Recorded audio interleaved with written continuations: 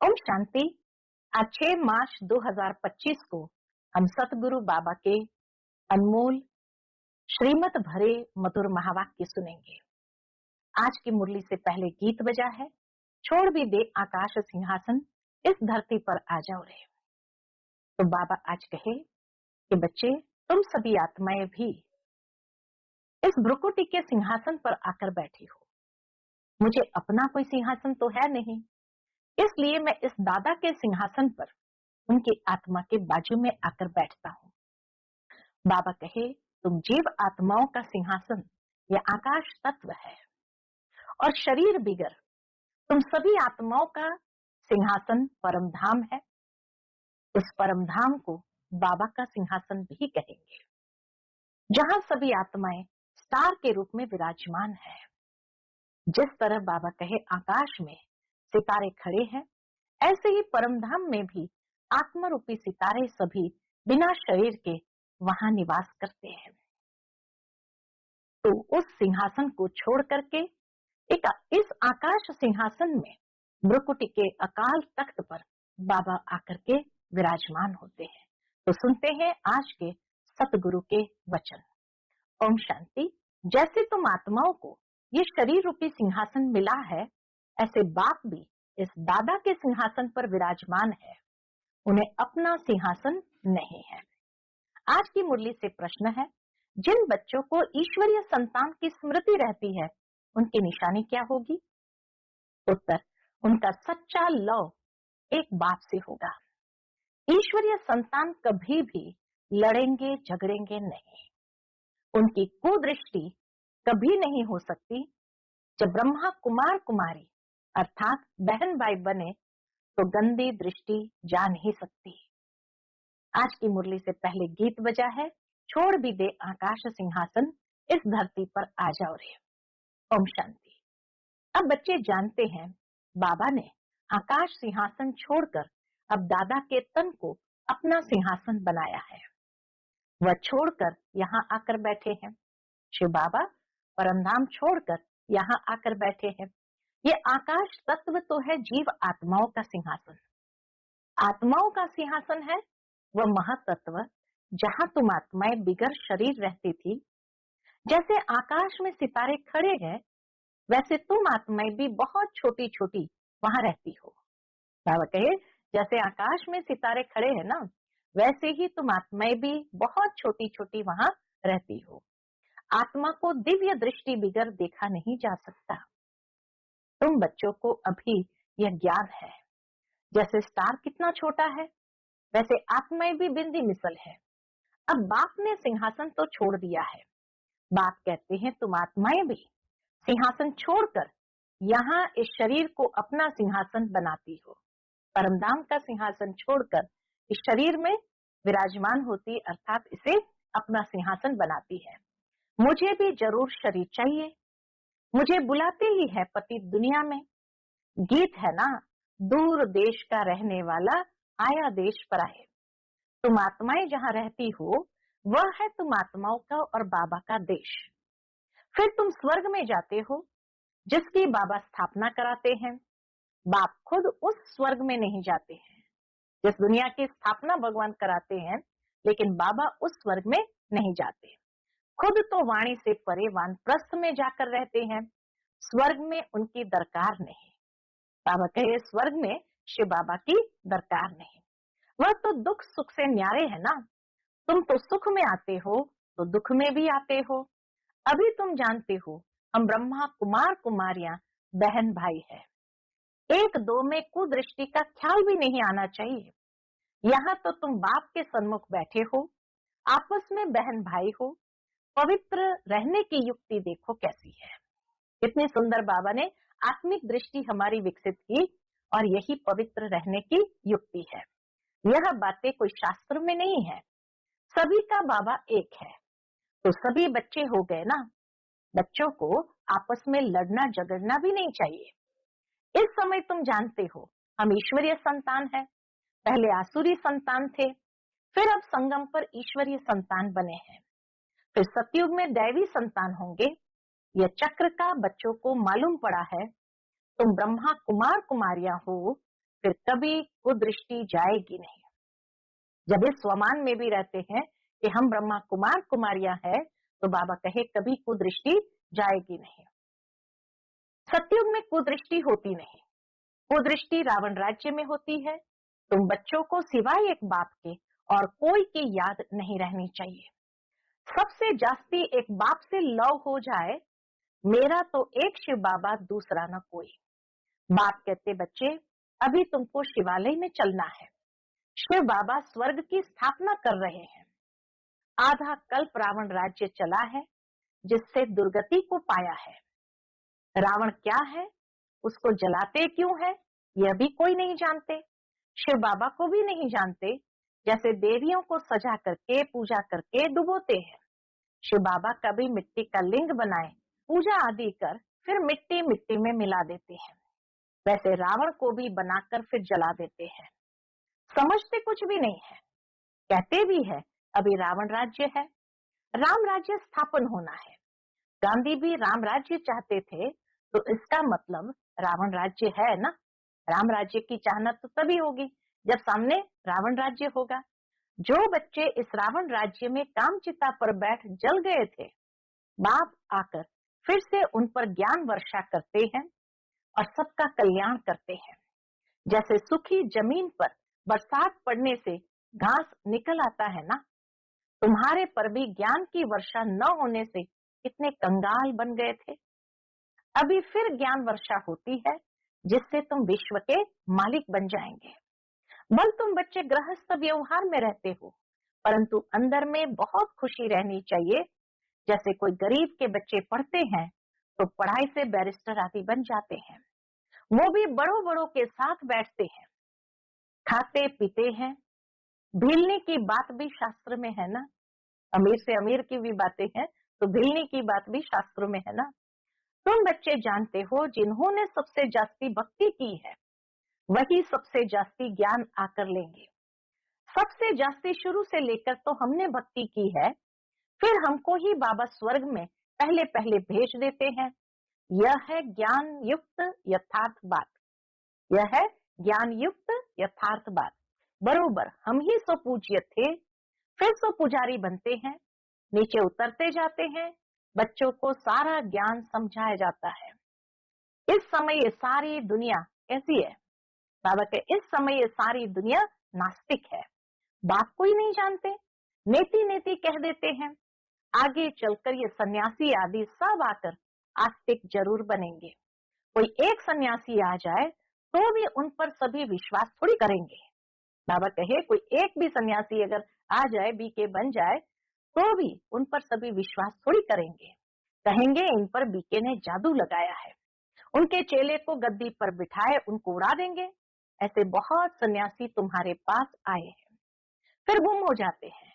यह है बड़ा वंडरफुल ड्रामा। अभी तुम बच्चे आदि से लेकर अंत तक सब जानते हो।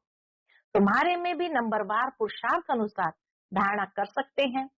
बाप के पास सारा ज्ञान है, तुम्हारे पास भी होना चाहिए। दिन प्रतिदिन कितने सेंटर्स खुलते रहते हैं। बच्चों को बहुत रहमदिल बनना है। बाप कहते हैं अपने ऊपर भी रहमदिल बनो, बेरहमी नहीं बनो। अपने ऊपर रहम करना है। कैसे कैसे अपने ऊपर रहम करना है, वह भी समझाते रहते हैं। बाप को याद कर पतित से पावन बनना है, फिर कभी पतित बनने का पुरुषार्थ नहीं करना। दृष्टि बड़ी अच्छी चाहिए। हम ब्राह्मण ईश्वरीय संतान है, ईश्वर ने हमको अडॉप्ट किया है ना। अब मनुष्य से देवता बनना है। पहले सूक्ष्म वतनवासी फरिश्ता बनेंगे। अभी तुम फरिश्ते बन रहे हो। अभी पुरुषार्थ हमारा चल रहा है, ब्राह्मण सो फरिश्ता और फरिश्ता सो देवता। तो अभी तुम फरिश्ते बन रहे हो। सूक्ष्म वतन का भी राज बच्चों को समझाया है। यहाँ है टॉकी, सूक्ष्म वतन में है मूवी और मूल वतन में है साइलेंस। सूक्ष्म वतन है फरिश्तों का। जैसे गोश्त को छाया का शरीर होता है ना, आत्मा को शरीर नहीं मिलता है तो भटकती रहती है, उनको गोश्त कहा जाता है। भूत कहते हैं ना, उनको इन आंखों से भी देख सकते हैं, कोई कोई देख सकते हैं। यह फिर है सूक्ष्म वतनवासी फरिश्ते। ये सब बातें बहुत समझने की है। मूल वतन, सूक्ष्म वतन, स्थूल वतन, इनका तुमको ज्ञान है। चलते फिरते बुद्धि में ये सारा ज्ञान रहना चाहिए। हम असल मूल वतन के रहवासी हैं। अभी हम वहां जाएंगे वाया सूक्ष्म वतन। बाबा सूक्ष्म वतन इस समय ही रचते हैं। पहले सूक्ष्म फिर स्थूल चाहिए। अभी यह है संगम युग, इनको ईश्वरीय युग कहेंगे। संगम युग को आज बाबा ने नया नाम दिया, इसको ईश्वरीय युग कहेंगे और उनको दैवी युग कहेंगे, सतयुग को दैवी युग कहेंगे। तुम बच्चों को कितनी खुशी होनी चाहिए। कुदृष्टि जाती है फिर ऊंच पद पा न सके। अभी तुम ब्राह्मण ब्राह्मणियां हो ना, फिर घर जाने से भूल नहीं जाना चाहिए। तुम संग दोष में आकर भूल जाते हो। तुम हंस ईश्वरीय संतान हो। तुम्हारी किसी में भी आंतरिक रग नहीं जानी चाहिए। अगर रग जाती है तो कहेंगे मोह की बंदरी। अगर कहीं रग जाती है तो उनको बाबा ने टाइटल दिया, उनको कहा जाएगा मोह की बंदरी। तुम्हारा धंधा ही है सबको पावन बनाना। तुम हो विश्व को स्वर्ग बनाने वाले। कहाँ वह रावण की आसुरी संतान, कहाँ तुम ईश्वरीय संतान।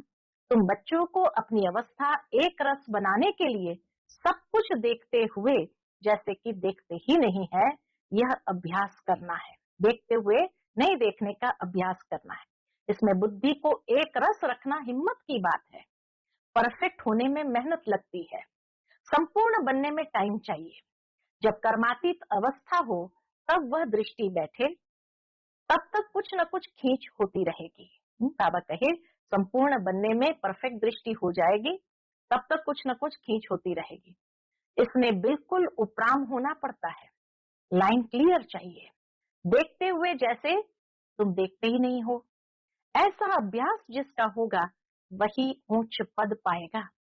अभी वह अवस्था थोड़ी है। सन्यासी तो इन बातों को समझते भी नहीं है। यहाँ तो बड़ी मेहनत लगती है। तुम जानते हो हम भी इस पुरानी दुनिया का सन्यास कर बैठे हैं। बस हमको तो अब स्वीट साइलेंस होम में जाना है और कोई की बुद्धि में नहीं है जितना तुम्हारी बुद्धि में है। तुम ही जानते हो अब वापस जाना है। शिव भगवान वाच भी है। वह पतित पावन लिबरेटर गाइड है। कृष्ण कोई गाइड नहीं है। इस समय तुम भी सबको रास्ता बताना सीखते हो, इसलिए तुम्हारा नाम पांडव रखा है। पांडव ही सबको सत्य रास्ता बताते हैं। तुम पांडवों की सेना है। अभी तुम देही अभिमानी बने हो। जानते हो अब वापस जाना है। यह पुराना शरीर छोड़ना है। सर्प का मिसाल, ब्रह्मरी का मिसाल, यह सब है तुम्हारा इस समय का। तुम अभी प्रैक्टिकल में हो, वह तो यह धंधा कर न सके। दुनिया के लोग ये धंधा कर न सके। तुम जानते हो यह कब्रिस्तान है, अब फिर परिस्तान बनना है। तुम्हारे लिए सब दिन लकी है। हमारे लिए बाबा कहे सब दिन लकी है। तुम बच्चे सदैव लकी हो। गुरुवार के दिन बच्चों को स्कूल में बिठाते हैं, ये रस्म चली आती है। तुमको अभी वृक्षपति पढ़ाते हैं, इसलिए बाबा कहे तुम्हारे लिए सब दिन वृक्षपति का दिन है। यह बृहस्पति की दशा तुम्हारी जन्म जन्मांतर चलती है। यह बेहद की दशा। भक्ति मार्ग में हद की दशाएं चलती है। अभी है बेहद की दशा, तो पूरी रीति मेहनत करनी चाहिए। लक्ष्मी नारायण कोई एक तो नहीं है ना, उन्हों की तो डिनाइस्टी होगी ना। जरूर बहुत राज्य करते होंगे। लक्ष्मी नारायण की सूर्यवंशी डिनाइस्टी का राज्य चला है। यह बातें भी तुम्हारी बुद्धि में है। तुम बच्चों को यह भी साक्षात्कार हुआ है कि कैसे राज तिलक देते हैं। सतयुग त्रेता में कैसे राज तिलक दिया जाता, यह भी बाबा कहे तुम बच्चों को साक्षात्कार हुआ है। सूर्यवंशी फिर चंद्रवंशी को कैसे राज्य देते हैं। माँ बाप बच्चे का पांव धोकर राज तिलक देते हैं, राज्य भाग्य देते हैं। सतयुग में माता पिता पांव धोकर, बच्चों के पांव धोकर राज तिलक देते हैं, राज्य भाग्य देते हैं। ये साक्षात्कार आदि सब ड्रामा में नोंद है। इसमें तुम बच्चों को मूंझने की दरकार नहीं है। तुम बाप को याद करो, स्वदर्शन चक्रधारी बनो और दूसरों को भी बनाओ। तुम हो ब्रह्मा मुख वंशावली स्वदर्शन चक्रधारी सच्चे ब्राह्मण। कितना बड़ा टाइटल है। बाबा कहे तुम हो ब्रह्मा मुख वंशावली स्वदर्शन चक्रधारी सच्चे ब्राह्मण। शास्त्र में स्वदर्शन चक्र से कितनी हिंसाएं दिखाई है। अभी बाप तुम बच्चों को सच्ची गीता सुनाते हैं, यह तो कंठ कर लेनी चाहिए। यह गीता तो बाबा कहे कंठ कर लेनी चाहिए, इतना सहज है। तुम्हारा सारा कनेक्शन है ही गीता के साथ। गीता में ज्ञान भी है तो योग भी है। तुमको भी एक ही किताब बनाना चाहिए, योग का किताब अलग क्यों बनाना चाहिए। परंतु आजकल योग का बहुत नामाचार है, इसलिए नाम रखते हैं ताकि मनुष्य आकर समझे। आखिर यह भी समझेंगे कि योग एक बाप से लगाना है। जो सुनेंगे वह फिर अपने धर्म में आकर ऊंच पद पाएंगे। अच्छा, मीठे मीठे सिकिलते बच्चों प्रति माता पिता बाप दादा का याद प्यार और गुड मॉर्निंग। रूहानी बाप की रूहानी बच्चों को नमस्ते। हम सब रूहानी बच्चों की रूहानी माता पिता बाप दादा को याद प्यार, गुड मॉर्निंग और नमस्ते नमस्ते। शुक्रिया बाबा, शुक्रिया। आज की मुरली से धारणा के लिए मुख्य सार है। पहली पॉइंट, अपने ऊपर आप ही रहम करना है। अपनी दृष्टि बहुत अच्छी पवित्र रखनी है। ईश्वर ने मनुष्य से देवता बनाने के लिए एडॉप्ट किया है, इसलिए पतित बनने का कभी ख्याल भी न आए। दूसरी पॉइंट, संपूर्ण कर्मातीत अवस्था को प्राप्त करने के लिए सदा उपराम रहने का अभ्यास करना है। इस दुनिया में सब कुछ देखते हुए भी नहीं देखना है, इसी अभ्यास से अवस्था एक रस बनानी है। आज का बाप दादा का मधुर वरदान हम बच्चों के प्रति है, हर कदम में पद्मों की कमाई जमा करने वाले सर्व खजानों से संपन्न पतृप्त आत्मा भव। हर कदम में पद्मों की कमाई जमा करने वाले सर्व खजानों से संपन्न पतृप्त आत्मा भव। जो बच्चे बाप की याद में रहकर हर कदम उठाते हैं, वह कदम कदम में पद्मों की कमाई जमा करते हैं। इस संगम पर ही पद्मों की कमाई की खान मिलती है। संगम युग है जमा करने का युग। अभी जितना जमा करना चाहो उतना कर सकते हो। एक कदम अर्थात एक सेकंड भी बिना जमा के न जाए, अर्थात व्यर्थ न हो, सदा भंडारा भरपूर हो, अप्राप्त नहीं कोई वस्तु, ऐसे संस्कार हो। जब अभी ऐसी तृप्त व संपन्न आत्मा बनेंगे, तब भविष्य में अखुट खजानों के मालिक होंगे। आज का स्लोगन है, कोई भी बात में अपसेट होने के बजाय नॉलेजफुल की सीट पर सेट हो। कोई भी बात में अपसेट होने के बजाय नॉलेजफुल की सीट पर सेट रहो। फिर मातेश्वरी जी के अनमोल महावाक्य है, टाइटल है आधा कल्प ज्ञान ब्रह्मा का दिन और आधा कल्प भक्ति मार्ग ब्रह्मा की रात। आधा कल्प है ब्रह्मा का दिन, आधा कल्प है ब्रह्मा की रात। अब रात पूरी हो सवेरा आना है।